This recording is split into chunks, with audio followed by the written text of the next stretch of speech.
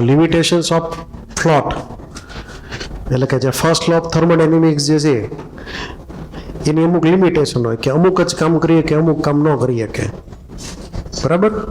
Suppose chemistry વાળા maths ભણાવીએ કે નહીં, મેથ્સ વાળા કેમેસ્ટ્રી નો ભણાવીએ કે, એટલે લિમિટેશન એ પ્રમાણે ગણી શકાય.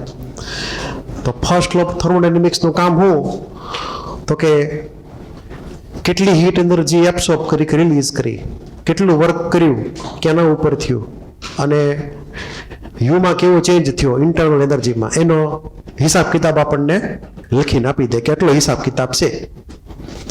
સિમ્પલ રિલેશન એટલે કે કન્ઝર્વેશન ઓફ એનર્જી સિસ્ટમમાં ને આખું ઓવરઓલ સરાઉન્ડિંગમાં થાય એમ દર્શાવે છે. પછી કોઈ કેમિકલ રિએક્શન માની લો કે હોય તો એની મેળે થશે કે નહીં એવું કંઈ નહીં કે એની મેળે મતલબ આપ મેળે સ્પોન્ટેનિયસ કહેવાય ઇંગ્લિશમાં એને, ગુજરાતીમાં સ્વયંવર્તી અથવા સ્વયંસ્ફુરિત. તો કોઈ રિએક્શન એની મેળે થશે કે નહીં એટલે કે સ્પોન્ટેનિયસ છે કે નહીં એ ખબર પડે નહીં. પછી કોઈ કેમિકલ રિએક્શન કેટલી સ્પીડમાં થશે, એનો રેટ શું હોય છે, કેટલા રિએક્ટન્ટ ઓલા પ્રોડક્ટમાં કન્વર્ટ થશે, એ આપણને કાંઈ ઇન્ફોર્મેશન મળે નહીં. ખાલી ઇન્ફોર્મેશન શું મળે કે હીટ એનર્જી, વર્ક અને ડેલ્ટા યુનું રિલેશન ખબર પડે, બસ બીજું કાંઈ ખબર ન પડે એમાં. તો કેમેસ્ટ્રીમાં દરેકે દરેક ચેપ્ટરમાં અમુક અમુક ઇન્ફોર્મેશન મળે, જે બધી ભેગી કરો ત્યારે આખું એક કમ્પ્લીટ ઇન્ફોર્મેશન થાય. અલગ અલગ કટકા આપણને મળે અલગ અલગ ચેપ્ટરમાંથી.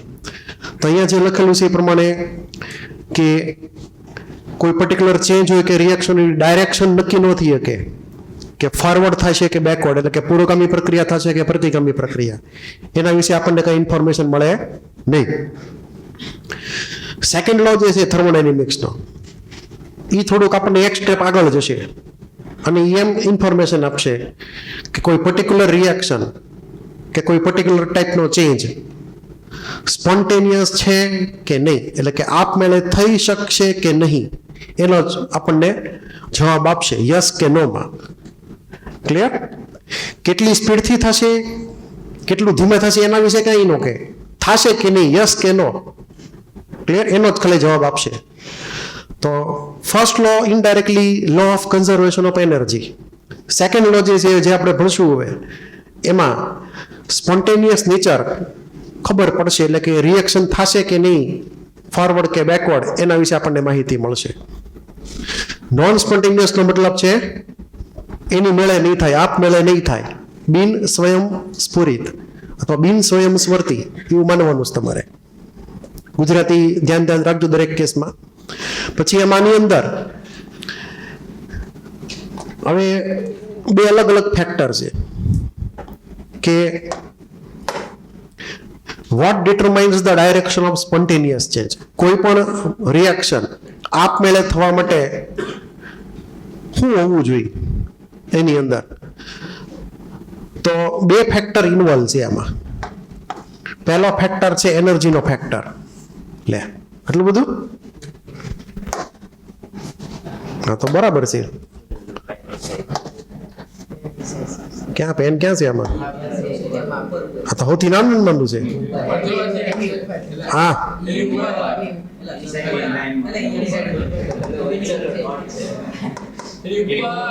હજી એક છે. અચ્છા ઓકે ભાઈ. તો આ જે છે એ એનર્જી ફેક્ટર. દરેક સિસ્ટમની એક જીવનની અંતિમ ઈચ્છા હોય કે ભાઈ સૌથી વધારે સ્ટેબિલિટી પ્રાપ્ત કરવી.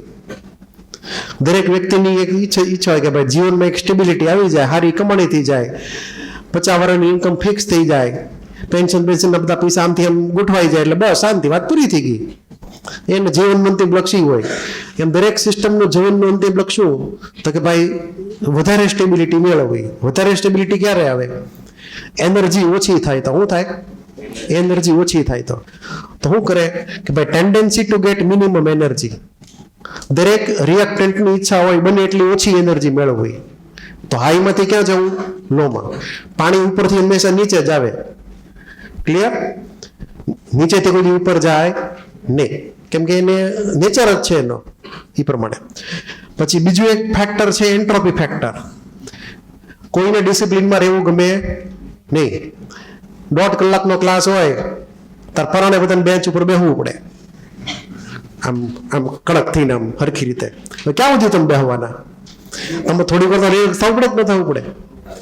એટલે ડિસિપ્લિન લાંબો સમય હાલે નહીં. બધાને એન્ટ્રોપી બહુ ગમે, એને કોઈ કહેવા વાળું ન હોય, જે કરવું એ કરે. એન્ટ્રોપી ફેક્ટર મતલબ શું? રેન્ડમનેસ. દરેકને રેન્ડમનેસ બહુ ગમે. ક્લિયર? આમથી આમ શાંતિથી ફરવું. તો અહીંયા સિસ્ટમનું એ જ છે. દરેક સિસ્ટમ અથવા રિએક્શનમાં ટાર્ગેટ હોય કે મેક્સિમમ રેન્ડમનેસ પ્રાપ્ત કરવી, સૌથી વધારે અવ્યવસ્થા પ્રાપ્ત કરવી. ક્લિયર? તો મેક્સિમમ રેન્ડમનેસ અને મિનિમમ એનર્જી, આ બે ટાર્ગેટ છે. હવે બેમાંથી કોઈ એક જ ફેક્ટર જે છે સંપૂર્ણપણે નક્કી ન કરી શકે કે કોઈ રિએક્શન સ્પોન્ટેનિયસ છે કે નહીં. આપણે બે ફેક્ટરને કમ્બાઈન કરવા પડે, કેમ કે બેનો રોલ છે. બરાબર? ક્યારેક એવું પણ થાય કે ભાઈ ફર્સ્ટ ફેક્ટર સપોર્ટ ન કરતો હોય પણ સેકન્ડ ફેક્ટર સપોર્ટ કરતું હોય. બરાબર? અને એવું પણ થાય કે ફર્સ્ટ ફેક્ટર સપોર્ટ કરે તો સેકન્ડ ફેક્ટર સપોર્ટ ન કરે. અને કાં તો એવું પણ થાય કે બેમાંથી એકે સપોર્ટ ન કરે, અને કાં તો પછી બે સપોર્ટ કરે. એવું થાય. અલગ અલગ ઓપ્શન ઘણા બધા છે. પછી આપણી આગળ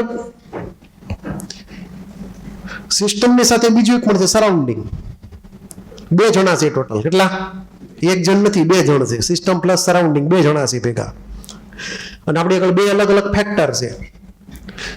તો સેકન્ડ લો જે છે, સેકન્ડ લો ઓફ થર્મોડાયનેમિક્સ, એ માત્ર ને માત્ર ફોકસ કરે છે આ સેકન્ડ ફેક્ટર એન્ટ્રોપી ફેક્ટર ઉપર. અને એમાં 2 જણને ઇન્વોલ્વ કરે છે, સિસ્ટમને અને સરાઉન્ડિંગને. એ ઉપરના ફેક્ટરને ધ્યાનમાં લેતો નથી. એ થર્ડ ફેક્ટરે પછી આમાં આ ઉપરનું ફેક્ટર પછી ઇન્વોલ્વ થશે આગળ જતા નેક્સ્ટ કેસમાં. પણ સેકન્ડ લોમાં આની વાત વધારે થશે કે ભાઈ tendency to have maximum randomness. 2 જણ લેવાના. કોણ લેવાના? સિસ્ટમ અને સરાઉન્ડિંગ. ક્લિયર? એ બંનેની એન્ટ્રોપીનો સમ કરવાનો. શું કરવાનું? એન્ટ્રોપીનો એડિશન કરી દેવાનું.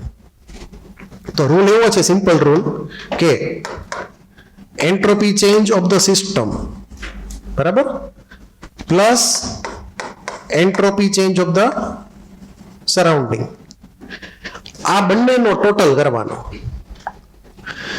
અને જો આ ટોટલ ગ્રેટર ધેન 0 આવતો હોય તો ઈ બને સ્પોન્ટેનિયસ. શું બને? સ્પોન્ટેનિયસ. બરાબર? તો તે સ્પોન્ટેનિયસ. સ્પોન્ટેનિયસ મતલબ આપમેળે થાય. એને કહેવાય ઇરરિવર્સિબલ. ક્યારેક ક્યારેક કહીએ આપણે એને. શું કહીએ? ઇરરિવર્સિબલ. તો પાણી જે છે એ ઉપરની હાઈટમાંથી નીચે તરફ આવે તો એ આપમેળે થાય છે કે આપણે એને નીચેથી ઉપરથી નીચે મોકલીએ? બોલો, એની મેળે જ આવે છે ને. ખાલી એને ધક્કો મારવાનો, પછી એને આગળ કામીને મેળા કરશે. બરાબર? પણ નીચેથી પાણી ઉપર મોકલવું હોય તો એનો પંપ વાપરવો પડે, ઇલેક્ટ્રિક એનર્જી કન્ઝ્યુમ કરવી પડે આપણે. એની મફતમાં જશે નહીં. તો એ આપમેળે ન થયું. તો જેટલી જેટલી પ્રોસેસ આખા યુનિવર્સમાં આપમેળે થાય છે, સ્વયંવર્તી, આપમેળે, સ્પોન્ટેનિયસ, એ દરેકમાં સિસ્ટમની એન્ટ્રોપીનો ચેન્જ પ્લસ સરાઉન્ડિંગની એન્ટ્રોપીનો ચેન્જ, એ બેનો ટોટલ હંમેશા ગ્રેટર ધેન 0 થવો જોઈએ. અને જો ગ્રેટર ધેન 0 ન થાય તો એ સ્પોન્ટેનિયસ નહીં હોય.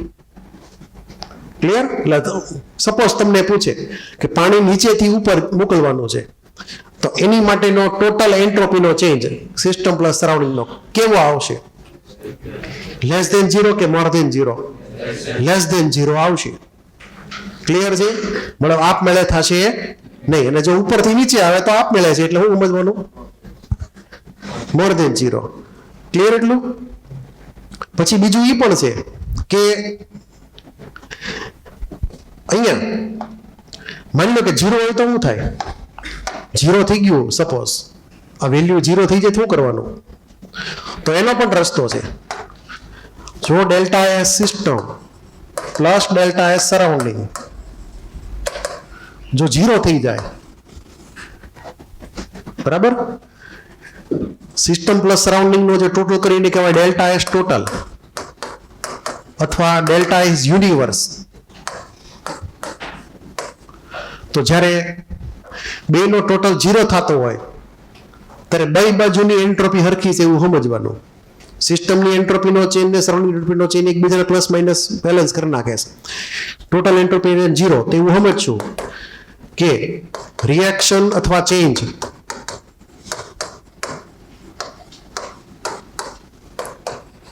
is at equilibrium. ઇક્વિલિબ્રિયમ નો મતલબ છે થર્મલ ઇક્વિલિબ્રિયમ, કેમિકલ ઇક્વિલિબ્રિયમ ને મિકેનિકલ ઇક્વિલિબ્રિયમ. બધું ઇક્વિલિબ્રિયમ માં છે. એટલે કે રિએક્શન અથવા ચેન્જ કેવો છે? એટ ઇક્વિલિબ્રિયમ છે. શું સમજવાનું છે? ઇક્વિલિબ્રિયમ યાદ રાખજો. આ અથવા તો બીજો વર્ડ છે એની બદલે રિવર્સિબલ. શું સમજવાનું? બીજો વર્ડ છે એનો રિવર્સિબલ. તો અહીંયા કાં તો તમે એને કયો ઇક્વિલિબ્રિયમમાં અને કાં તો કયો એને રિવર્સિબલ. તો જ્યારે કોઈ ચેન્જ રિવર્સિબલ હોય, કેવો હોય?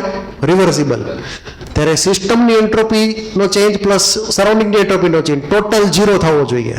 તો તમને મેં ઓલી પહેલા ઝેરોક્સ આપી હતી ઓલી 4 પ્રોસેસની, એમાં દરેકમાં તમે એકવાર વેરીફાઈ કરી લેજો કે રિવર્સિબલ પ્રોસેસ જેટલી હતી એમાં ડેલ્ટા એસ ટોટલ છેલ્લે કેટલો થવો જોઈએ? 0 જ થવો જોઈએ. ક્લિયર એટલું? કેમ કે રિવર્સિબલ પ્રોસેસની અંદર સિસ્ટમ અને સરાઉન્ડિંગમાં થોડોક જ ડિફરન્સ હોય છે, એમાં પ્રેશરમાં અથવા એના ટેમ્પરેચરમાં. એટલે એકબીજાની યારે ઇક્વિલિબ્રિયમમાં છે એમ કહેવાય. કાં તો એને રિવર્સે કરી શકાય ઇઝીલી. તો એટલા માટે ડેલ્ટા એસ ટોટલ 0, તો રિએક્શન અથવા ચેન્જ ઇઝ એટ ઇક્વિલિબ્રિયમ અથવા રિવર્સિબલ. જો 0 ન હોય તો રિવર્સિબલ નથી, એટલે કે ઇરરિવર્સિબલ છે. કેવું ગણવાનું? પણ ઇરરિવર્સિબલમાં વર્ડ કયો વાપરવાનો? More than 0. Clear? Less than 0 હોય તો નોન સ્પોન્ટેનિયસ. શું ગણવાનું છે? Non spontaneous. એટલે કે આ ખાસ તમારે યાદ રાખવાનું છે. તો સેકન્ડ લોનું સ્ટેટમેન્ટ શું હતું? થોડુંક સ્ટેટમેન્ટ એનું ફિઝિક્સ ઉપર જાય છે અને અમુક સ્ટેટમેન્ટ એના કેમિસ્ટ્રી ઉપર છે. આપણે પેલા કેમિસ્ટ્રી વાળું સ્ટેટમેન્ટ જોઈ લઈએ. તમારે સ્ટેટમેન્ટ યાદ રાખવાનું કેમિસ્ટ્રી વાળું. ફિઝિક્સ વાળું સ્ટેટમેન્ટ તમને ફિઝિક્સમાં ભણાવશે જ તે.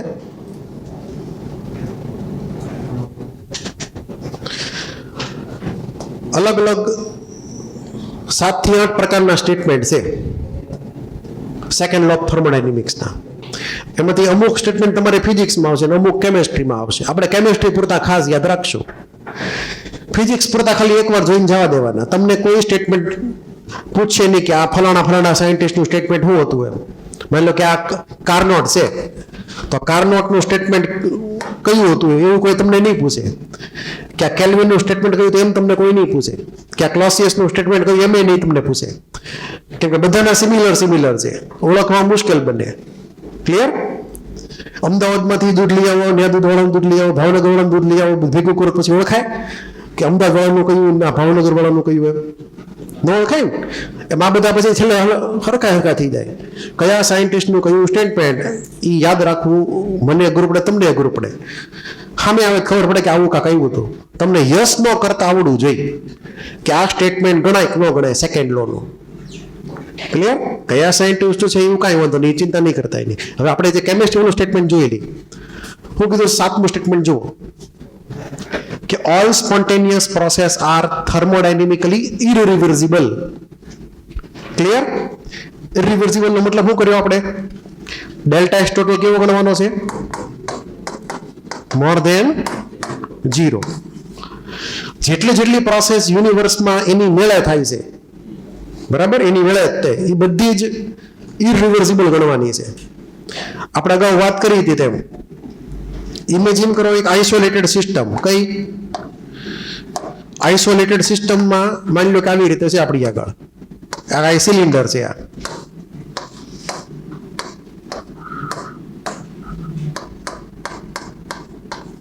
અહીંયા માની લો કે આ ગેસ ભરેલો છે, આ બાજુ બીજી સાઈડે વેક્યુમ છે. માની લો કે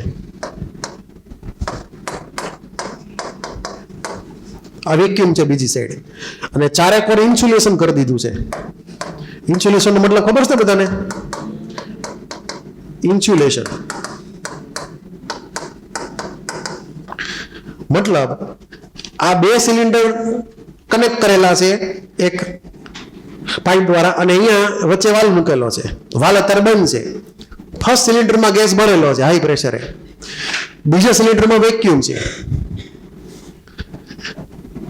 આમાં ચારેકોર ઇન્સ્યુલેશન છે, ચારેકોરથી બધું પેક છે. અંદરની હીટ બહાર નહીં જાય, બહારથી હીટ અંદર નહીં આવે. અંદરનું મેટર કોઈ બહાર નહીં જાય, બહારથી કોઈ અંદર નહીં આવે મેટરમાં. તો આ કેવી થઈ ગઈ? આઇસોલેટેડ સિસ્ટમ થઈ ગઈ. કેવી? Isolated system. તમારે ખાલી એટલું જ કરવાનું, આ વાલ ખોલી નાખવાનો. વાલ ખોલો એટલે શું થાય બોલો? હવે આ ગેસ આ બધું જાય કે ન જાય? એની મળે ગયો કે તમે એને મોકલ્યો? એની મળે બી ગયો. હવે વાલ બંધ કરો તો એવું થશે કે એની મેળે ગેસ આ બાજુ આવતો રહે? મતલબ વાલ ખુલ્લો રાખો તો એવું થશે કે બધા ગેસ એક બાજુ? દરેક ગેસ મોલિક્યુલને શું ગમે? રેન્ડમનેસ ગમે. તો આ જે પ્રોસેસ થઈ એમાં રેન્ડમનેસ વધી ઘટી? રેન્ડમનેસ વધી ગઈ. કેમ કે સિસ્ટમની જ એન્ટ્રોપી હતી, એમાં સરાઉન્ડિંગની એન્ટ્રોપી 0 હતી. કે શું કામ? તો કે Q/T યાદ છે ને ફોર્મ્યુલા? Q/T ડેલ્ટા એસ ટોટલની ફોર્મ્યુલા, સરાઉન્ડિંગની ફોર્મ્યુલા Q/T, અને Q તો 0 છે એમાં. તો સિસ્ટમની જ એન્ટ્રોપીનો ચેન્જ આવ્યો એને કેવો આવ્યો? પોઝિટિવ આવ્યો. સિસ્ટમની એન્ટ્રોપીનો ચેન્જ પોઝિટિવ હોય તો ટોટલ ચેન્જ કેવો થઈ ગયો? પોઝિટિવ. તો આ કેસ જે છે એ આઇસોલેટેડ સિસ્ટમનો કેસ થઈ ગયો, જેમાં સિસ્ટમની એન્ટ્રોપી હંમેશા વધે છે આ કેસમાં, કેમ કે સરાઉન્ડિંગની 0 છે અને પ્રોસેસ એની મેળ જ થવાની છે. તો આ સ્ટેટમેન્ટ 7મું યાદ રાખજો, આપણે કેમેસ્ટ્રી માટે ઇમ્પોર્ટન્ટ છે. પછી 6થું સ્ટેટમેન્ટ આપણી માટે કામનું છે. નહીં સોરી, 5મું સ્ટેટમેન્ટ વાંચો કે the entropy of the universe is always increasing in the course of every spontaneous process and remains unchanged in equilibrium state. એટલે કે યુનિવર્સની એન્ટ્રોપી સતત વધતી જ જાય છે. યુનિવર્સમાં મોટા ભાગની જેટલી રિએક્શન છે કેવી છે? બધી નોન સ્પોન્ટેનિયસ કે સ્પોન્ટેનિયસ? સ્પોન્ટેનિયસ ને? ક્લિયર? બધી રિએક્શન બધી આપમેળે જ થતી હોય મોટા ભાગનું. તો યુનિવર્સની એન્ટ્રોપી એટલે કે ડેલ્ટા એસ ટોટલ વધતી જ જાય. ક્યારે એ વધે નહીં અથવા સ્ટેબલ રહે? કયું સ્ટેટ હોય તો? ઇક્વિલિબ્રિયમ સ્ટેટ હોય તો. એટલે તમારે આ બંને સ્ટેટમેન્ટ તમને મોડ્યુલમાં લખેલા જ છે, લખવાની જરૂર છે નહીં. તમને કોઈ એમ પણ નહીં પૂછે કે આ લખો એમ. ખાલી તમને એ ક્લિક થવા જોઈએ કે આ બે સ્ટેટમેન્ટ જે છે એ સેકન્ડ લો થર્મોડાયનેમિક્સના છે. ક્લિયર? એટલું શું યાદ રાખવાનું છે? સ્પોન્ટેનિયસ પ્રોસેસમાં ડેલ્ટા એસ ટોટલ કેવો આવે? More than 0. અને બધી પ્રોસેસ કેવી? ઇરિવર્સિબલ. અને પછી જો ઇક્વલ ટુ 0 હોય તો ઇક્વિલિબ્રિયમ. બસ આટલું જ છે, બીજું કંઈ ખાસ છે નહીં. આ પોઈન્ટ નંબર 5 ને પોઈન્ટ નંબર 7 આપણી માટે કેમેસ્ટ્રીમાં કામના છે, મોડ્યુલમાં લખેલા હશે એ પ્રમાણે એના વર્ડ્સ. પછી થોડાક બીજા બધા સ્ટેટમેન્ટ છે જેનો આપણે થોડો ઘણો ઉપયોગ કરી શકીએ. એકચ્યુઅલી એ બધા ફિઝિક્સમાં વધારે આવે, પણ આપણે શું છે કે ફિઝિક્સ તો કેમેસ્ટ્રી થોડું ઘણું હેરફેર હાલતું રહેશે. ક્લિયર?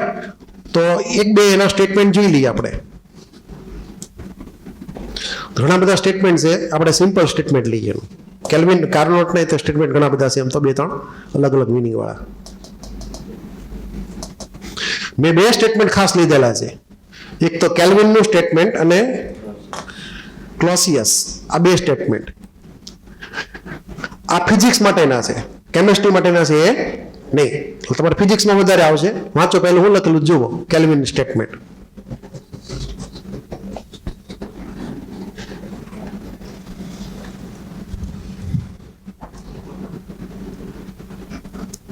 પછી મિનિંગ કહું તમને.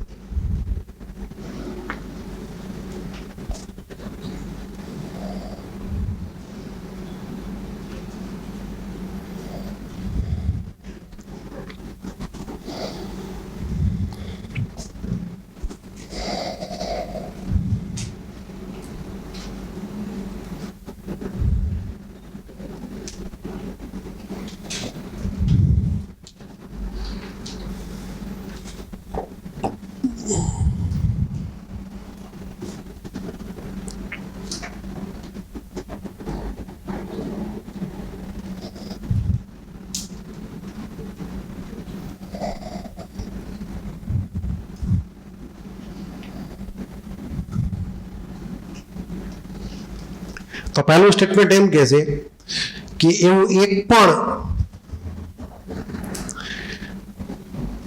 પ્રોસેસ એવી નહીં મળે, એટલે કે સાયકલિક પ્રોસેસ. કઈ પ્રોસેસ? સાયકલિક પ્રોસેસ, એટલે કે એક ટાઈપનું એન્જિન. એવું એક પણ એન્જિન નથી કે જે હીટનો એક સોર્સ હોય, હીટ એનર્જીનો એક સોર્સ હોય, જ્યાંથી એને હીટ એનર્જી મળતી હોય. ક્લિયર? એટલે હીટ એન્જિન માટે એની ઇન્કમનો સોર્સ. હીટ એન્જિનને એક એનર્જી જોઈએ કે ન જોઈએ? Heat energy. હા, તો એ હીટ એનર્જી કોઈક સોર્સ આગળથી લે પોતે, અને એ બધી હીટ એનર્જી ટેક્સ ભર્યા વગર જ તે સીધી બધી વર્કમાં કન્વર્ટ કરી નાખે. કેમાં કન્વર્ટ કરી નાખે? ટેક્સ બેસ કઈ નહીં, ટેક્સ નું બૂચ. પોસિબલ છે એવું? પોસિબલ જ નથી. તો મતલબ એવો છે કે હીટ એન્જિન જ્યારે હીટ એબ્સોર્બ કરશે એમાંથી અમુક પોર્શન જે છે એ વર્કમાં કન્વર્ટ થશે, હીટ એનર્જીમાંથી વર્કનું કન્વર્ઝન. બરાબર? અને અમુક હીટ એનર્જી એ લોસ્ટ થઈ જશે એટમોસ્ફિયરમાં, જે કોઈ દી પાછી નહીં આવે. મેં તમને ઘણી બધા એક્ઝામ્પલ આપેલું છે. તમે ચા ગરમ કરવા મૂકો ગેસ ઉપર તપેલીમાં, ગેસ ચાલુ કરો તો બધી હીટ એનર્જી ચારે મળે છે ગરમ કરવા હાટું, કે અમુક એટમોસ્ફિયરમાં બધી ડિસ્પર્સ થઈ જાય છે, વહી જાય છે એટમોસ્ફિયરમાં. તપેલી ગરમ થઈ પછી તપેલીની અંદરની ચા ગરમ થઈ. ક્લિયર? એટલે અમુક હીટ તો એમને વહી ગઈ. ક્લિયર? મતલબ કે એવી એક પણ પ્રોસેસ નથી કે જેમાં બધી હીટ એનર્જી જે એબ્સોર્બ થઈ એનું વર્કમાં કન્વર્ઝન થઈ જાય. થોડો ઘણો ટેક્સ સાઈડમાં આપવો જ પડે, કમ્પલસરી. એટમોસ્ફિયર એને ધરવું પડે કે લ્યો એટલા તમારે 10-20% કમિશન. પછી અલગ અલગ રેટ હોય દરેકના, પણ એ હોય તો ખરી જ તે. એટલે અહીંયા આ કેલ્વિનનું સ્ટેટમેન્ટ. પછી બીજો હતો ક્લોસિયસ, એને થોડુંક સિમિલર સ્ટેટમેન્ટ આપ્યું. એણે એવું કીધું કે ભાઈ એવું ક્યારેય પોસિબલ નથી કે હીટ એનર્જીનો ફ્લો જે છે એ લો ટેમ્પરેચરમાંથી હાઈ ટેમ્પરેચરમાં થાય.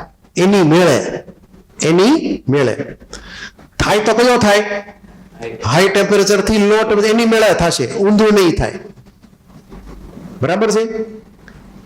ક્લિયર? તમે એકદમ ઠંડા કોઈક લાકડાને પકડો, કોઈ વસ્તુ હોય મેટલની ઠંડી, તો હીટ એનર્જી તમારામાંથી બહાર જાય કે એન્ટર થાય તમારામાં? તમને ઠંડુ લાગે ને, તમારામાંથી હીટ ગઈ એટલે. અને ગરમ હળિયા નડી આવે તો શું થાય? હીટ એનર્જી આપણામાં આવે. એટલે રિવર્સ થતું નથી. રિવર્સ કરવું હોય એટલે કે લો ટેમ્પરેચરમાંથી હીટ એનર્જી લઈને આપવી હોય હાઈ ટેમ્પરેચરને. બરાબર છે? તો એની માટે ઇલેક્ટ્રિકલ વર્ક કરવું પડે. એટલે માની લો કે ફ્રીજ જે છે, રેફ્રિજરેટર, તો ફ્રીજમાં શું થાય? અંદર બધી વસ્તુ મૂકેલી હોય, એનું ટેમ્પરેચર લો છે, એને વધારે લો કરવાનું છે, અને એ બધી હીટ એનર્જી ખેંચીને બહાર મૂકવાની છે. તો એ મફતમાં ખર્ચા થશે ને એમાં ઇલેક્ટ્રિકલ એનર્જીનો કન્ઝ્યુમ્પશન આપણે કરવો પડશે, કેમ કે એ જે છે એ નોન સ્પોન્ટેનિયસ છે. ક્લિયર? એટલે આપણે વર્ક કરવું પડશે એની માટે. એટલે આ જ સ્ટેટમેન્ટ છે કે heat does not flow spontaneously from cool body to a hotter body. એની મેળે નહીં થાય. હવે આ બંને સ્ટેટમેન્ટ તમને એમને યાદ રાખનો રહે. બોલો, સામે આવ્યા હોય કે ભાઈ આ સ્ટેટમેન્ટ કહેવાય કે ન કહેવાય, તો આવડે કે ન આવડે નક્કી કરતા. પછી ભલે ગમે એનું સ્ટેટમેન્ટ હોય, કેલ્વિનનું હોય, ક્લોસિયસનું, આપણે શું લેવા દેવા? આપણે કામ હું તો કે લોજિક યાદ રાખવાનું, સ્ટેટમેન્ટ છે કે નહીં સેકન્ડ લોનું. બરાબર છે? ફિઝિક્સમાં તમે શક્ય તો યાદ રાખજો આ બધા કોના સ્ટેટમેન્ટ છે. ક્લિયર? એટલું? કોઈને કઈ ડાઉટ? હવે આ જે છે કેલ્વિન સ્ટેટમેન્ટ અને ક્લોસિયસ, એમાં આપણે અગાઉ મેં તમને આવી કંઈક વાત કરી હતી, યાદ હોય તો. આપણે પાર્ટ 1 ભણી ગયા ને, એમાં આવું કાંઈક આવ્યું હતું, યાદ હોય તો. કે આ જે છે ને માની લો કે હીટ એન્જિન છે. શું છે? Heat engine. એ ઉપરના હોટ સોર્સ પર થોડીક હીટ એબ્સોર્બ કરે છે. અમુક હીટમાંથી આ બાજુ વર્કમાં આવી જાય છે, અને બાકી બધી હીટ ક્યાં આવી જાય છે? સિંકમાં. ક્લિયર? એટલે કે તમે ઇમેજિન કરો કે Q1 હીટ જે છે એ એબ્સોર્બ થાય. શું થાય? એન્જિન દ્વારા. અહીંયા એન્જિન છે, આ હીટ એબ્સોર્બ કરશે, એમાંથી અમુક વર્કમાં કન્વર્ટ કરશે ને અમુક જે છે એ ફેંકી દેશે, હીટ લોસ્ટ. એટલે સપોઝ તમે ઇમેજિન કરો કે ઉપર અહીંયા વેલ્યુ હતી માની લો કે 50 કિલો જૂલ, એમાંથી વર્ક કર્યું માની લો કે 35 કિલો જૂલનું, અને 15 કિલો જૂલની હીટ એનર્જી એને ટેક્સ તરીકે એટમોસ્ફિયરને પાછી આપી દીધી, જે કોઈ દી તમે વર્કમાં કન્વર્ટ નહીં કર્યો, કમ્પલસરી ટેક્સ આપવો પડશે. તો આ લો હતો, બરાબર. એવું નહીં થાય કે આ રીતની ફિગર જે છે એ હીટ એન્જિન હીટ એબ્સોર્બ કરે જ કરે ને બધું વર્કમાં કન્વર્ટ કરે, એવું પોસિબલ થવાનું છે નહીં. આ તમારી ફિઝિક્સમાં ઉપરથી વાર્તા એની આવશે, આપણે કેમેસ્ટ્રીમાં કાંઈ લેવા દેવા નથી. પેલો ક્લિયર? એટલે તમારું બધું ફિઝિક્સમાં હું તમને સાહેબ કહેશે જ જ્યારે ટોપિક આવશે ત્યારે. આપણે ખાલી સમજવાનું છે એટલું કે ભાઈ બધું હીટ એનર્જી વર્કમાં કન્વર્ટ થવાનું છે નહીં, અમુક ટેક્સ આપવો પડશે. હવે આપણે શું લેવા દેવા? આપણે કેમેસ્ટ્રીમાં લેવા દેવા છે સિસ્ટમની એન્ટ્રોપી ને સરાઉન્ડિંગની એન્ટ્રોપી. યારે ક્લિયર? મેં તમને અગાઉ કીધેલું છે કે સરાઉન્ડિંગની એન્ટ્રોપી જે છે એ ડિફોલ્ટ એની સિંગલ ફોર્મ્યુલા છે, Q ડિવાઇડ બાય T. સરાઉન્ડિંગે પોતે જે હીટ એનર્જી આપી અથવા પોતે જે હીટ એનર્જી લીધી એની જ વેલ્યુ, બરાબર છે, ડિવાઇડ બાય એનું પોતાનું ટેમ્પરેચર. ક્લિયર એટલું? હવે એ હીટ એનર્જી કેવી રીતે આપી, રિવર્સિબલી આપી કે ઇરિવર્સિબલી આપી, એને કાંઈ લેવા દેવાની, એ લેવા દેવા સિસ્ટમને, કે સિસ્ટમે કેવી રીતે હીટ લૂઝ કરી કે ગેઇન કરી. સરાઉન્ડિંગ માટે તો ખાલી Q બાય T, કેમ કે સરાઉન્ડિંગ ખૂબ જ મોટું છે સિસ્ટમની કમ્પેરિઝનમાં. એટલે સરાઉન્ડિંગ માટે એનું પોતાનું ટેમ્પરેચર ને એને જે હીટનો લૂઝ કર્યો કે ગેઇન કર્યું એ ખાલી વેલ્યુ છે ઇમ્પોર્ટન્ટ. પછી રિવર્સિબલ ઇરિવર્સિબલ એને કાંઈ ફેર પડતો નથી ફોર્મ્યુલામાં. ફોર્મ્યુલામાં ફેર કોને પડશે? સિસ્ટમને પડશે. એને હીટ એનર્જી કેવી રીતે લૂઝ કરી અથવા કેવી રીતે ગેઇન કરી, એની ફોર્મ્યુલા અલગ અલગ કેસમાં અલગ અલગ આવશે. આની ફોર્મ્યુલા કોઈ દી બદલાશે નહીં, બરાબર? આટલું ક્લિયર? ખાલી યાદ એટલું રાખવાનું છે કે આ લાર્જર ચેન્જ માટે હતું, તો આ કયા માટે છે? સ્મોલર ચેન્જ માટે છે, બરાબર? હવે સ્મોલ ચેન્જ લાર્જ ચેન્જમાં ગયા, એમાં શું કર્યું? તો આપણે ઇન્ટિગ્રેશન કર્યું. આનું કરીએ ઇન્ટિગ્રેશન, તો આપણે આમ લખીએ કઈ ને. હવે જો એસ તો સ્ટેટ ફંક્શન છે એટલે એ તો સીધું ડેલ્ટા એસ થઈ જવાનું, બરાબર? સરાઉન્ડિંગનો એન્ટ્રોપીનો ચેન્જ. હવે ડીક્યુ જે છે એ મેં હમણાં જ તમને કીધું, સરાઉન્ડિંગ કેટલી હીટ આપશે ને કેટલી હીટ ગેઇન કરશે એ કોઈનું ટેમ્પરેચરનું ફંક્શન નથી, એ તો ઇન્ડિપેન્ડન્ટ છે બિલકુલ. તો ડીક્યુ જે છે એ ડિપેન્ડ નથી કરતો ટેમ્પરેચર પર. ટેમ્પરેચર સરાઉન્ડિંગનો ફિક્સ જ રહે, કે બદલાઈ ન જાય. તમે ગેસ ઉપર ચા ગરમ કરવા મૂકી તો આજુબાજુમાં હીટ પ્રોડ્યુસ થઈ ગઈ આખા રસોડામાં. ચાલો ભાઈ ટેમ્પરેચર વધી ગયું, 50 ડિગ્રી સેલ્સિયસ થઈ ગયું ટેમ્પરેચર, ગરમી લાગવા મળી, એસી કરી નાખીએ, એવું થતું નથી, કાંઈ ફેર નથી પડતો. કેમ કે સરાઉન્ડિંગ ખૂબ જ મોટું છે એટલે એનું ટેમ્પરેચર ઓલમોસ્ટ કેવું માનવાનું છે? કોન્સ્ટન્ટ. તો એ ટી છે તો બહાર આવી જાય. સો ડીક્યુ નું ઇન્ટિગ્રેશન થઈ ગયું એકલું Q, તો simply Q by T. T કોનું? તો કે સરાઉન્ડિંગનું. Q કોનું? તો કે સરાઉન્ડિંગનું. એને જેવું હીટ એનર્જીનું એક્સચેન્જ કર્યું એ પ્રમાણે આ તમારી ફોર્મ્યુલા એવરગ્રીન થઈ ગઈ સરાઉન્ડિંગ માટે. એન્ટ્રોપી ચેન્જ ઓફ સરાઉન્ડિંગ જે છે એ તમારે સિમ્પલી Q બાય T થી ફાઇન્ડ કરવાનો. એડિયાબેટિક પ્રોસેસ હોય તો Q કેવો હોય? એડિયાબેટિક પ્રોસેસમાં 0. તો એડિયાબેટિક પ્રોસેસ કોઈ પણ હોય, રિવર્સિબલ કે ઇરિવર્સિબલ. સરાઉન્ડિંગની એન્ટ્રોપીનો ચેન્જ કેટલો? 0.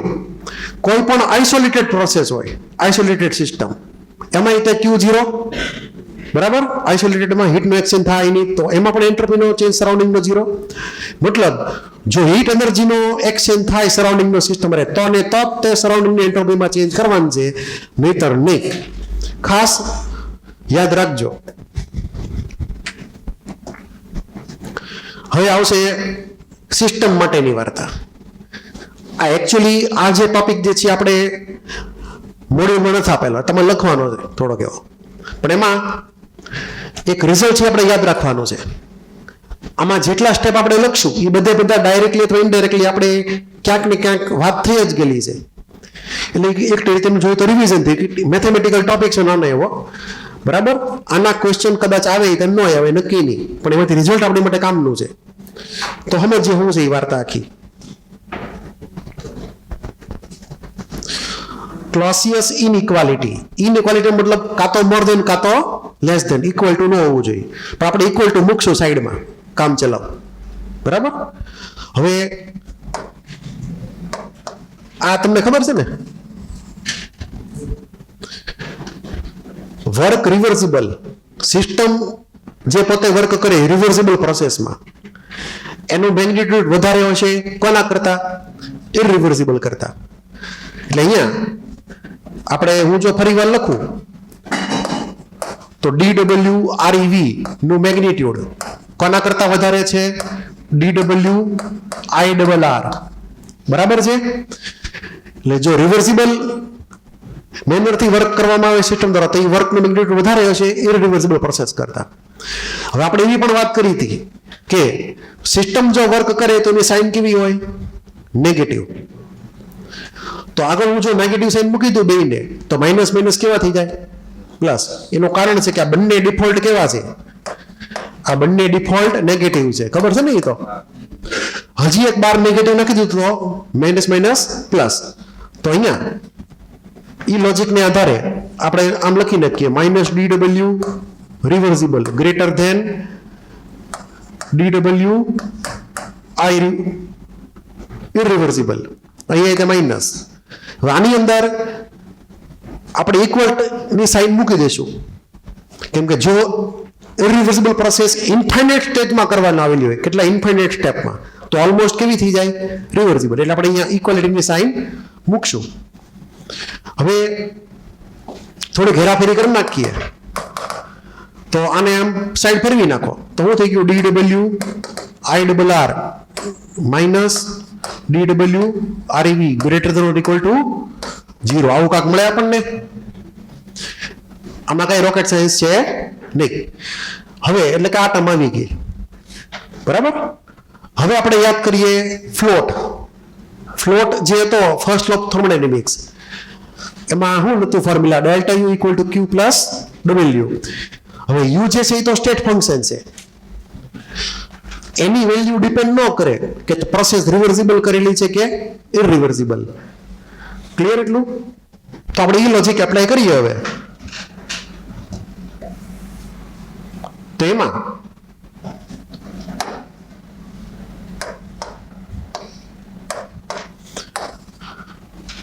since u is a state function,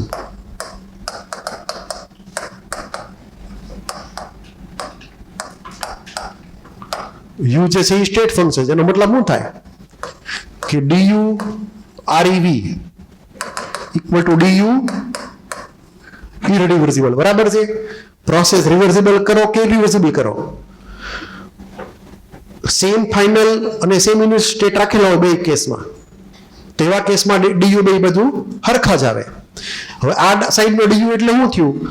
તો કે DQREV plus DWREV. DU equal DQ plus DW small change માટે ફ્લોટ. આ સાઈડ પ્રમાણે DQIRR પ્લસ DWIRR. હવે આની અંદર વળી પાછી સાઈડ ફેરવી નાખીએ તો સાઈડ ફેરવી એની અંદર W બધા એક બાજુ રાખીએ ને Q બધા એક બાજુ રાખીએ, બરાબર. સિમ્પલ કેસમાં તો આ W ને આ સાઈડ લઈ જાઓ અને Q બીજી સાઈડ ફેરવી નાખો તો DQREV minus DQIRR equal to DWIR minus DWREV. હવે તમને એ ક્લિક થવું છે કે એક હું આપણને મળ્યું રિઝલ્ટ. આ રિઝલ્ટ શું છે આપણી આગળ? Greater than or equal to 0 છે. ક્લિયર? તો આ જે ટર્મ જે છે અને આ બીજી ટર્મ, એમાં આ ટર્મ કાં તો 0 હોય કાં તો મોર દેન 0 હોય, તો એ જ લોજિક આને લાગુ પડે. તો આપણે લખીએ કે અહીંયા DQREV minus DQIRR greater than or equal to 0. એટલે આપણને આવું રિઝલ્ટ મળ્યું પાછું ફરી વાર. હવે આ બધાને તમે ટેમ્પરેચરથી ડિવાઈડ કરો, સિસ્ટમના ટેમ્પરેચરથી. એટલે આ જે છેલ્લું રિઝલ્ટ આપણને મળ્યું એને ડિવાઈડ કરો ટેમ્પરેચરથી.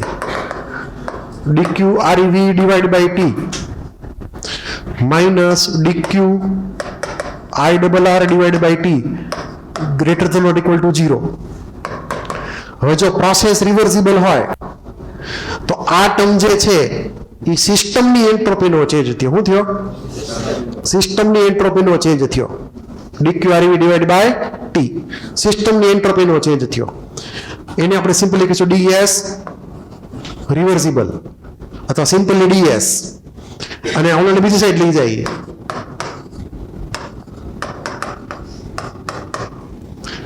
આપણને આવું રિઝલ્ટ મળશે. અને આને આપણે કહીશું ક્લોસિયસ ઇનઇક્વાલિટી. યાદ રાખજો આ વર્ડ, ક્લોસિયસ ઇનઇક્વાલિટી.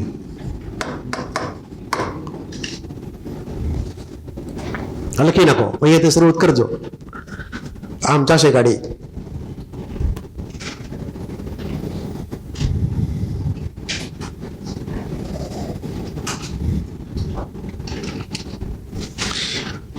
ઇક્વલ ટુ ન ગણો તો ખાલી મોર દેન વાળું ગણવાનું, તો ઇનઇક્વાલિટી ગણી કઈ એમ.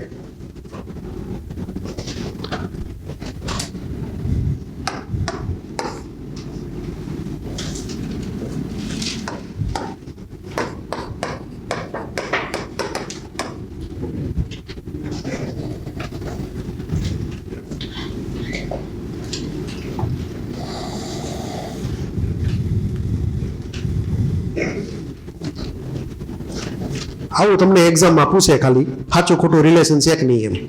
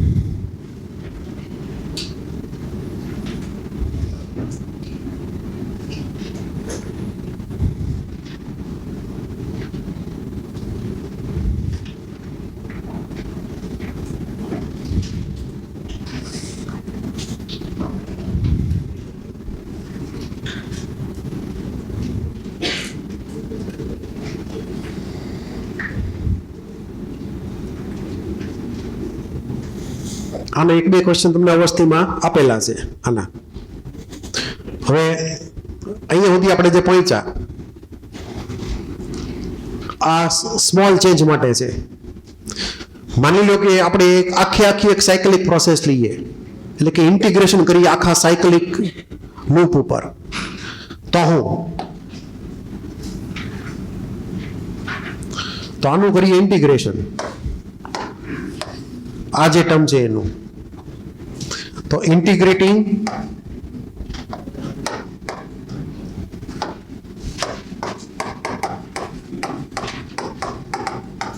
ઓવર એ સાયકલિક લૂપ અથવા ક્લોઝ લૂપ.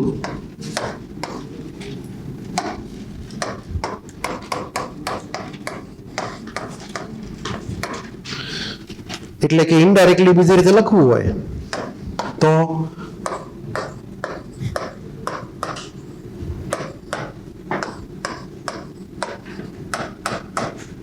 આમ લખીએ કઈ, અહીંયા લખશું IRR.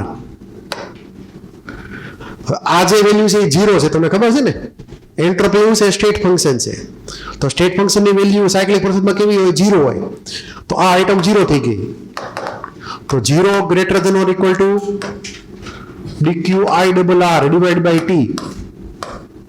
ઊંધું વિચારો એની કરતા, તો આપણને ફાઇનલ રિઝલ્ટ મળશે આવું.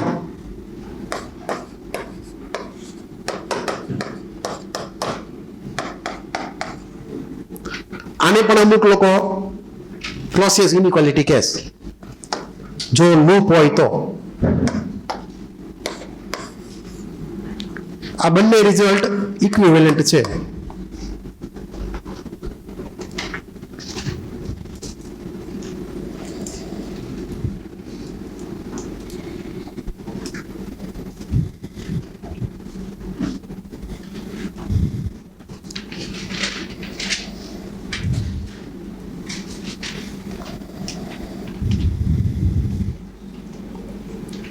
હવે આનો ઉપયોગ ક્યાં કરવાનો પાછો, એ તો પ્રશ્ન રહી ગયો બીજી. તો આનો ઉપયોગ થશે ઓલું જે વાત આપણે કરી હતી ને કે ડેલ્ટા એસ ટોટલ મોર દેન 0 હોય તો સ્પોન્ટેનિયસ, ઇક્વલ ટુ હોય તો ઇટ ઇક્વિલિબ્રિયમ ને, લેસ દેન 0 હોય તો નોન સ્પોન્ટેનિયસ, એના ડેરિવેશનમાં થાય છે. લખાઈ ગયું બધાને? કોઈને બાકી? આનું કઈ ડેરિવેશન આપણે યાદ રાખવાનું છે નહીં. હવે નેક્સ્ટ સ્ટેપ જે છે એ પણ તમારે બહુ ખાસ એમાં લખવાની જરૂર નથી, ફટાફટ આપણે આગળ જશું. હવે કે આમાંથી કોઈ એવા ખાસ બીજા કોઈ એમસીક્યુ નહીં સિવાય કે આ બે રિલેશન, બાકી ડેરિવેશન ખાલી સમજવા માટે જતું. હવે આગળ જવાથી બરાબર છે? કોઈને બાકી? આ વાત તાકી થઈ ગઈ પ્રમાણે.